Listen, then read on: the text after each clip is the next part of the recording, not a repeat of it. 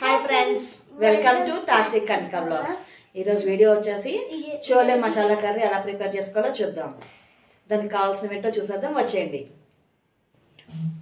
చోలేకి కావాల్సినవి చోలే ఉడికించి పెట్టుకున్న చోలేస్ అండి. వీటిని బొంబాయి శనగలు అంటారు. అవి 3 to 4 విజిల్స్ కుక్కర్లో పెట్టుకుని రాణించుకోవాలండి. అలాగే టమాటా ప్యూరీ, 3 మీడియం సైజ్ టమాటా పేస్ట్ చేసుకున్నానండి. అలాగే కొంచెం గుప్పుడు జీడిపప్పు, పసుపు, పచ్చిమిరపకాయలు, ఎండు కొబ్బరి, 3 మీడియం సైజ్ ఆనియన్స్ కట్ చేసి పెట్టుకున్నానండి ఇలాగా చిన్న చిన్న ముక్కలు. అలాగే గరం మసాలా, చోలే మసాలా, ధనియాల పొడి, జీలకర్ర పొడి అండి, కొంచెం కొత్తిమీర, అల్లం వెల్లుల్లి పేస్ట్. ఇప్పుడు ప్రాసెస్ ఎలా చేయాలో చూద్దాం. స్టవ్ వెలిగించుకొని ఇలా బాండి పెట్టుకోవాలండి. బాండి పెట్టిన తర్వాత కొంచెం పాన్ హీట్ ఎక్కాలి. హీట్ ఎక్కిన తర్వాత మనం ముందుగా తీసుకున్న జీడిపప్పులు వేసుకుందాం.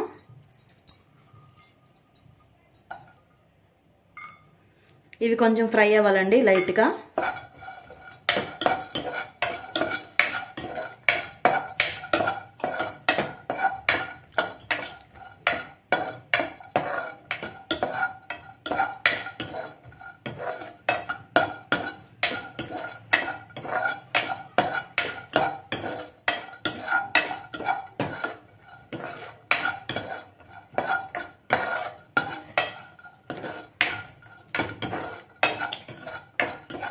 కొంచెం లైట్గా ఫ్రై అవ్వాలండి.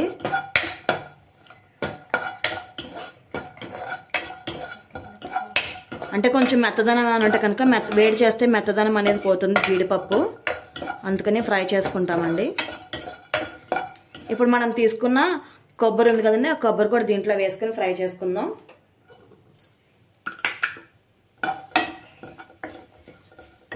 ఎక్కువ అక్కర్లేదండి, కొంచెం లైట్గా చాలు ఫ్రై చేసుకోవడానికి. కలర్ చేంజ్ అవుతుంది కదా, అలా చేసుకుంటే సరిపోతుంది.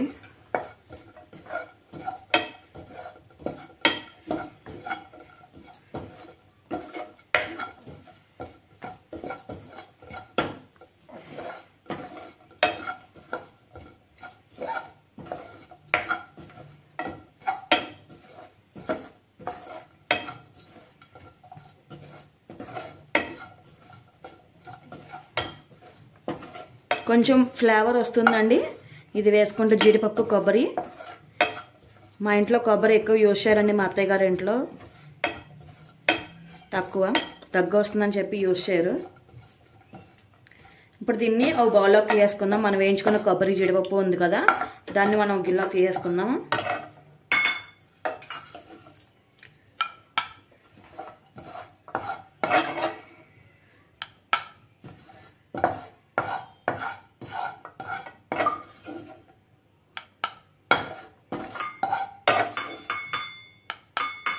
దీన్ని ఫుల్గా తీసేయాలండి. ఇప్పుడు మళ్ళీ మనం గ్రేవీ కర్రీ చేసుకోవాలి కదా, అందుకని చెప్పి మనం ఇందులో కొబ్బరి ఏం లేకుండా మొత్తం తీసేసుకుందాం.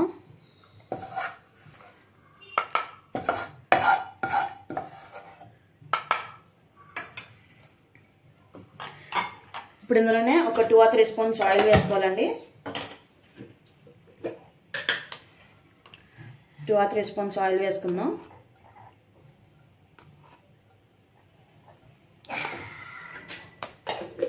ఆయిల్ కొంచెం హీట్ ఎక్కాలి.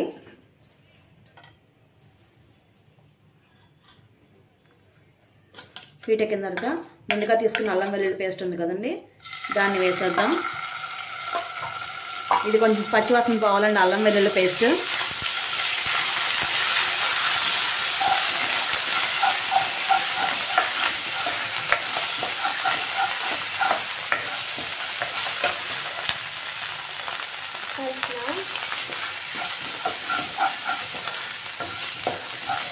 అలాగే మనం ముందుగా కట్ చేసి పెట్టుకున్న ఆనియన్స్ కూడా వేసుకుందాం.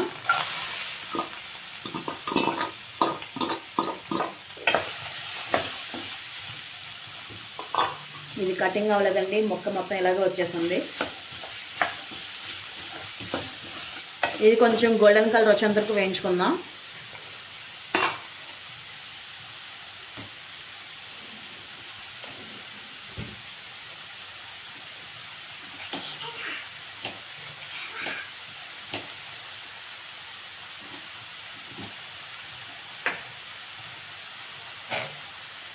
ఇప్పుడు దీంట్లో కొంచెం పసుపు అండి, కొంచెం లైట్గా చిటికెడు, అలాగే సాల్ట్ కూడా వేసుకుంటున్నాము.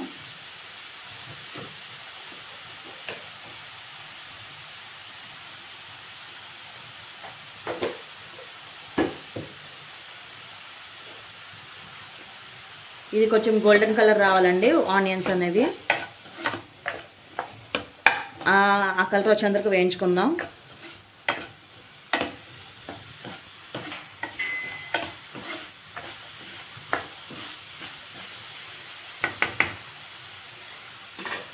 ఈలోపు మనం కొబ్బరి జీడిపప్పు పట్టుకున్నాం కదా, దీన్ని మెత్తగా పేస్ట్ చేసుకుందామండి. జార్లో వేసుకుని పేస్ట్ చేసుకుందాము.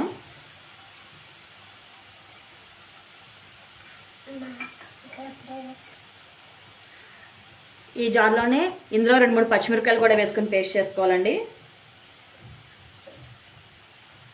అలాగే కొంచెం కొత్తిమీర కూడా వేసుకుంటున్నాను అదే జార్లో. చూడండి ఇలా వేసుకోవాలండి. మనం తీసుకున్న కొబ్బరి, జీడిపప్పు, అలాగే 4-5 పచ్చిమిరపకాయలు, కొంచెం కొత్తిమీర వేసుకొని మెత్తగా ఫైన్ పేస్ట్ చేసుకోవాలండి దీన్ని.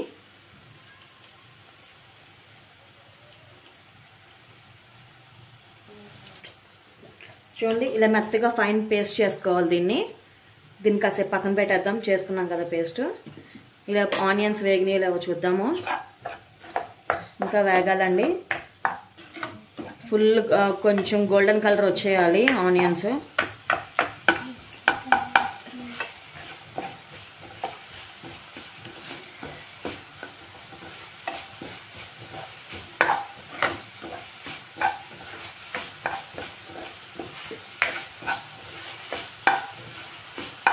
ఆనియన్స్ ఆ కలర్ వస్తే కనుక ఫ్లేవర్ బాగుంటుందండి, టేస్ట్ కూడా బాగుంటుంది గోల్డెన్ కలర్ వస్తే.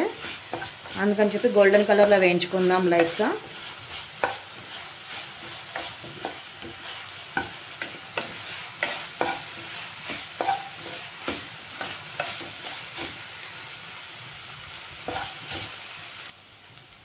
చూడండి లైట్గా కలర్ చేంజ్ అయింది. ఇప్పుడు మనం ముందుగా మిక్సీ పట్టుకున్న పేస్ట్ని కూడా ఇందులో వేసేసుకుందాం. పేస్ట్ అంటే మనం జీడిపప్పు, కొబ్బరి, కొత్తిమీర, పచ్చిమిరపకాయలు వేస్తున్నాం కదండి, ఆ పేస్ట్ని ఇందులో వేసేస్తున్నాను.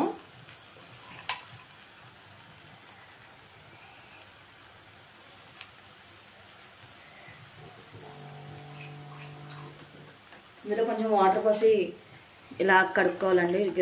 ఇందులో అంతా గ్రేవీ ఉంటుంది కదా, ఆ పేస్ట్ అంతా ఇందులో వేసుకోవాలి.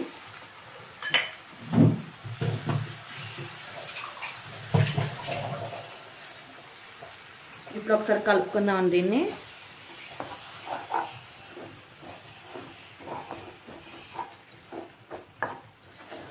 ఇది 1 నిమిషం ఉడికించుకుందాము.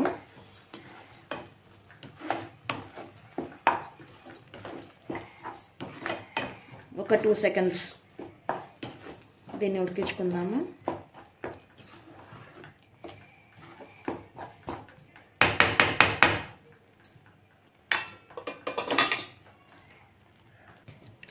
ఇప్పుడు చూద్దామండి. అలాగే మనం టమాటా ప్యూరీ ఉంది కదండి, ఆ టమాటా ప్యూరీని కూడా వేసుకుందాము. టమాటా ప్యూరీ కూడా వేసేస్తున్నానండి. ఇది కూడా ఒకసారి ఫుల్గా కలిపేసుకుందాం. ఇప్పుడు దీనికి తగ్గట్టు వాటర్ పోసుకుందామండి.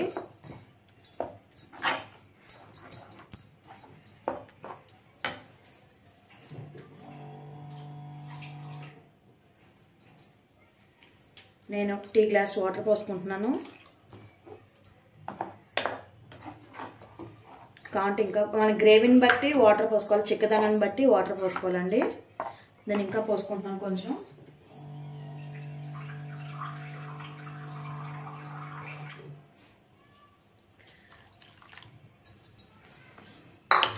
ఇప్పుడు మనం దీంట్లో ఉన్న వాటర్ అంతా కలిపేసుకుందాం ఫుల్గా. ఒకసారి ఇలాగా కలిపేసుకొని లిడ్ పెట్టేసుకుందాం మూత. దీన్ని ఒక 5 to 10 minutes ఉడికించుకుందామండి. మనం టమాటా పేస్ట్ వేసాం కదా, ఒక 5 to 10 minutes ఉడికించుకుందాము. ఆయిల్ పైకి తేలేంత వరకు ఉడికించుకోవాలండి దీన్ని.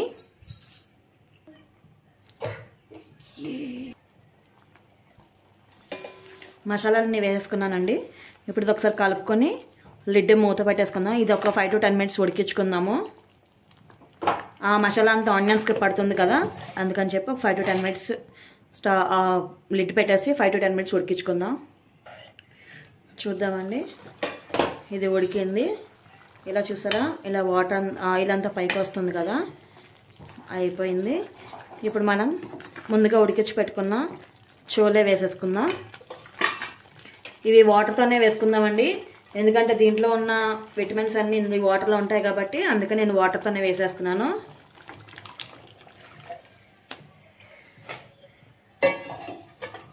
వేసేసుకుని ఒకసారి కలిపేసుకుందాం. ఇదంతా పలచగా ఉంది కదండి, ఇప్పుడు ఇదంతా మనం కలిపేసరికి చిక్కబడిపోతుంది. మూత పెట్టేసి మూత పెట్టకుండా దీన్ని ఉడికించుకుందామండి. చూడండి, బాగా పలచగా ఉంది కదా, ఈ పలచదనం అంతా పోవాలి.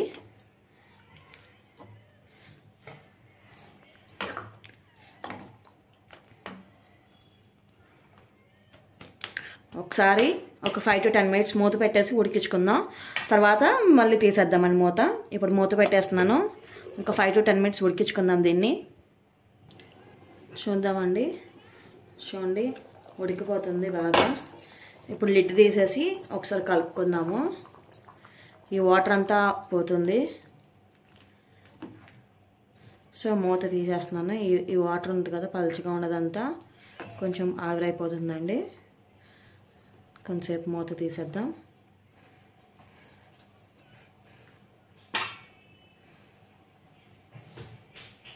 చూడండి, ఇప్పుడు దీన్ని కలుపుకుందాం ఒకసారి. చూసారా, కొంచెం పలచదనం పోయింది. మీకు అలా ఇలా కౌంటీలో ఉంచేసుకోవచ్చు అండి. నేనైతే కనుక ఇలా ఉంచేసుకుంటున్నాను. ఇంకా చిక్కగా ఉండే కనుక ఇంకొంచెం పొయ్యి మీద ఉంచుకొని కొంచెం బాగా ఉడికించుకోవచ్చు. ఇప్పుడు దీంట్లో కొంచెం కొత్తిమీర వేసేసుకుంటానండి. కొత్తిమీర వేస్తే కనుక ఫ్లేవర్ చాలా బాగుంటుందండి, కొత్తిమీర ఫ్లేవర్. అందుకని చెప్పి నేను ఎక్కువ కొత్తిమీర వాడతాను. ప్రతి దాంట్లోనూ కొత్తిమీర వేస్తాను. కర్రీస్లో కానీ, ఏదన్నా చేసిన ఫ్రైడ్ రైస్లకు కానీ, కర్రీస్లో కానీ, వాటిలో కానీ అట్లకి కొత్తిమీర వాడతానండి.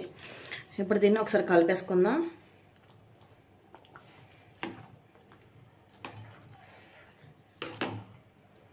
కొత్తిమీర వేసిన తర్వాత ఇంకా స్మెల్ ఎక్కువ అయిందండి, బాగా స్మెల్ వస్తుంది, బాగా మంచిగా స్మెల్ వస్తుంది. ఇప్పుడండి ఏమైనా ఉప్పు కానీ కారం కానీ ఏమైనా తగ్గితే కనుక వేసుకోవచ్చు. నేను ఉప్పు తగ్గిందని కొంచెం ఉప్పు వేసానండి. ఇప్పుడు మనం స్టవ్ ఆఫ్ చేసి సర్వింగ్ బౌల్లోకి తీసుకుందాం.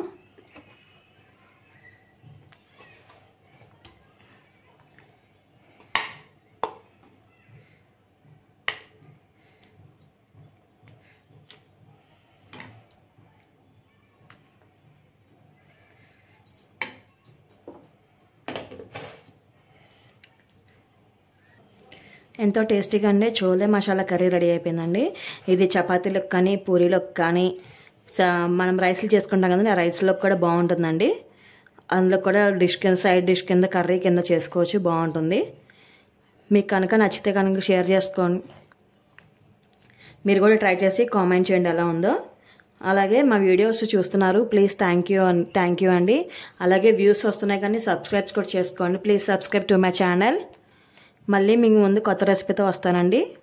Thank you, bye bye. Please subscribe to YouTube channel.